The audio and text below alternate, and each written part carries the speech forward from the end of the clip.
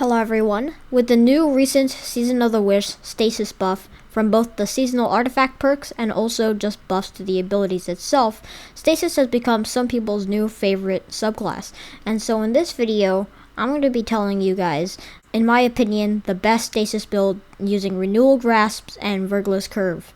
This build is going to give you the ability to stun unstops and also overloads, but it's also going to allow you to infinitely slow adds and also deal massive DPS with your weapons and abilities. Now let's talk about how you can make this build for yourself so that now you can have this insane power within your hands. For our super, we're going to be using Silence and Squall, the only Stasis Hunter super that we have available. Dodge, we're going to be using Gambler's Dodge, because this will fully refund our melee ability. And later in the build, we are going to be using our melee ability to get our grenade back. You can use any jump you want, but I prefer triple jump. We're going to be using Withering Blade as it's the only Stasis Hunter melee that we have available. Finally, for the abilities, we're going to be using the key aspect of this build, Duskfield Grenade. A grenade that shatters on impact, leaving behind a field that slows targets and freezes those who do not leave the volume. Renewal Grasps makes our Duskfield grenades have a much larger radius, and us inside of the Duskfield grenade takes reduced damage, and targets inside of it deal reduced damage, so this is really good with our build. For our aspects, we're going to be using Grim Harvest. Defeating slowed or frozen combatants creates stasis shards. These shards grant melee energy when picked up by you or your allies. And since the Duskfield Grenade are going to be slowing and freezing a whole bunch of enemies, we're going to be getting a whole bunch of stasis shards which will give us our melee back. And like I said before, that'll give us our grenade back instantly. For our second aspect, we're going to be using Touch of Winter. Your Glacier, Duskfield, and Cold Snap grenades have enhanced functionality. The Duskfield Grenade now increases the slow field size and creates a small stasis crystal in the middle. That's all we need, and since the stasis crystal in the middle will help us freeze enemies, this will help us with our build. For the fragments, Whisper of Chains. While you are near frozen targets or a friendly stasis crystal, you take reduced damage from targets.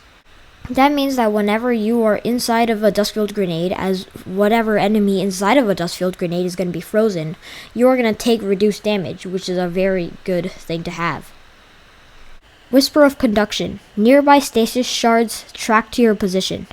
This just makes it so that stasis shards start moving towards you and you get that melee back quicker. It also gives you the plus 10 resilience and plus 10 intellect, which is nice. Whisper of Rhyme. Collecting a stasis shard grants a small amount of overshield, which falls off after 10 seconds. Collecting additional shards adds to the overshield and refreshes the timer. This makes it so that every time we get a stasis shard, we get a small amount of overshield, and that makes us take reduced damage.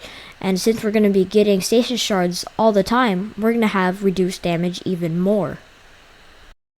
Whisper of Shards. Shattering a stasis crystal temporarily boosts your grenade recharge rate.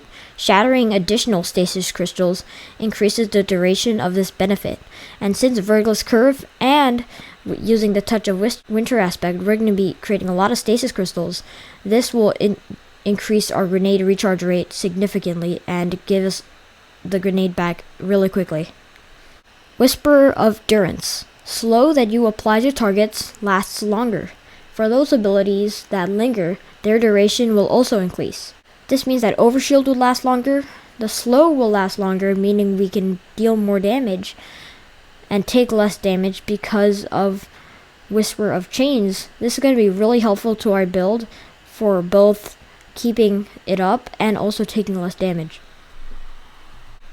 For our helmet, we're going to be using Stasis Siphon and whatever ammo finder you want. Stasis Siphon makes it so that stasis final blows create an orb of power, and your ammo finder makes it so that it increases the drop chance of whatever ammo you chose. And here I'm using heavy ammo because I use a rocket launcher, which is very good for boss DPS. For the gauntlets, aka Renewal Grasps, we're going to be using Grenade Kickstart, Impact Induction, and Momentum Transfer. Grenade Kickstarts. When your grenade energy is fully expended, your armor charge is consumed, and you gain grenade energy for each armor charge used. This basically means whenever you have 0 grenade energy, you are going to spend all of your armor charges to gain additional grenade energy to start the build again. Impact induction. Causing damage with a powered melee attack reduces your grenade cooldown. This means whenever you deal damage with withering blades, we are going to reduce our grenade cooldown by a while. Momentum transfer. Causing damage with a grenade reduces your melee cooldown. This works hand in hand with impact induction, as impact induction makes it so that whenever we deal damage with a powered melee, we get our grenade. But whenever momentum transfer makes it so that whenever we deal damage with a grenade, we get our melee. So these go hand in hand with each other to get our build cycle going. For the chest armor, we only need one important thing here. Charged up. Increases the maximum amount of stacks of armor charge you can carry by 1. And using this with grenade kickstart, this can make for some really crazy grenade recharge. Anything else is up to you. I would recommend any resistance for the activity you are currently doing. I would recommend area of effect damage resistance and harmonic resistance. For the leg armor, I would do stacks on stacks. Picking up an orb of power grants you 1 additional stack of armor charge. This makes it so that whenever we pick up an orb of power, we get an armor charge, which is really nice since we're going to be using grenade kickstart a lot with these. Then we're going to be using 2 innervations, making so that whenever we get an orb of power, we reduce our grenade cooldown significantly, because these can stack. For the cloak, we're going to be using Reaper. Shortly after using your class ability, your next weapon, Final Blow, spawns an orb of power. This means whenever you dodge, your next Verglas curve Final Blow will spawn an orb of power, which will help us get a armor charge back, which will help us get grenade kickstart. Bomber reduces grenade cooldown when using your class ability. This is straightforward. Whenever we dodge, we get a little bit of our grenade back. And we're also going to be using a second bomber to do the exact same thing, because these also stack. For the seasonal artifact, I would recommend Unstoppable Bow, which will allow us to stun unstoppable champions with Verglas Curve. I would also recommend Blast Radius, as this will make it so that whenever we get multiple consecutive kills with rocket launchers, our rocket launcher of choice, we're going to be getting an armor charge. Overload rocket launchers are always nice, as well as not only freezing the target and then shattering them will stun it, but also whenever we use a rocket launcher, it'll also stun it. Wished into Being is also nice, as whenever your super is fully charged, ability Final Blows spawn orbs of power, which will give us armor charges and which will again give us our super and grenade back.